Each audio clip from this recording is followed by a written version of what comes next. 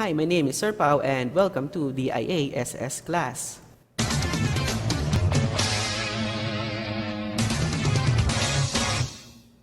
Naniniwala si Sigmund Freud na ang personality ng isang tao ay dahil sa constant at unique interaction ng mga psychological forces na nag-ooperate sa levels of awareness natin. Ito yung preconscious, conscious, at unconscious. Alam ko na narinig nyo na yung mga bagay na yan before. Naniniwala din siya na itong mga ito ay may importanteng role na nag-influence sa isang behavior.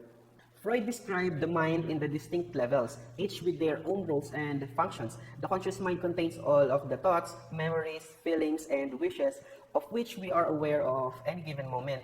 Ito, awareness. Ito yung aspect ng mental processing natin kung saan nakakapagsalita at nakakapag-isip tayo logically at rationally.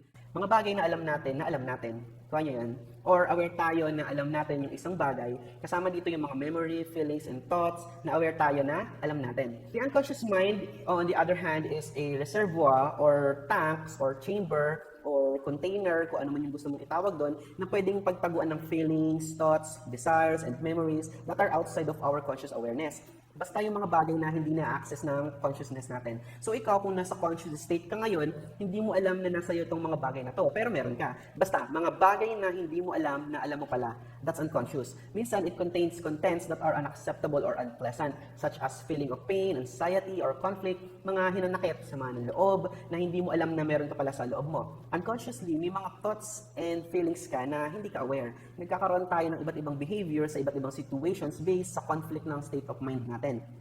The preconscious consists of anything that could potentially be brought into the conscious mind. Mga thoughts, feelings, memories na madaling ma-recall or ma-retrieve na nasa pinakamababaw na parte ng unconscious na pwedeng ma-access ng conscious mind. Dito mo maririnig yung mga linya na, ay, kabisado ko pa pala yung kanta. Isipin mo na lang, bata ka pa, nung huli kang sumakay sa bisikleta. At ngayon, malaki ka na, hindi mo alam kung kaya mo pa rin gumamit nito. Hesitant ka sumakay kasi baka masemplang ka. Pero nung nahawakan mo na yung bike, yung manibela, bumalik yung mga alaala, bumalik yung reflexes, yung balance, yung feelings, yung enjoyment, at saka mo sasabihin na, aba, marunong pa pala ako mag-bike. Hinalin tulad ni Freud ang levels of awareness sa isang iceberg. The part that is exposed on the surface of the water is the conscious mind. And yung part na nasa ilalim ng iceberg is yung unconscious mind natin. Ang mga bagay na nakikita natin sa ibabaw ng tubig ay yung mga bagay na alam natin, yung conscious. Pero sa ilalim nito is mas malaking part pa na hindi natin nakikita. Imagine kung gaano lang yung part na aware tayo dun sa sarili natin at kung gaano kalaki yung part na hindi tayo aware na alam pala natin. At sa pagitan ng conscious and unconscious ay yung tinatawag na pre-conscious. Kailangan natin maintindihan ang mga konsepto na ito kung gusto natin maintindihan ang human behavior. Dapat mayroon tayong idea kung paano tumatakbo ang mga bagay-bagay sa paligid para hindi tayo nang huhula ng sagot sa mga kaganapan sa paligid natin.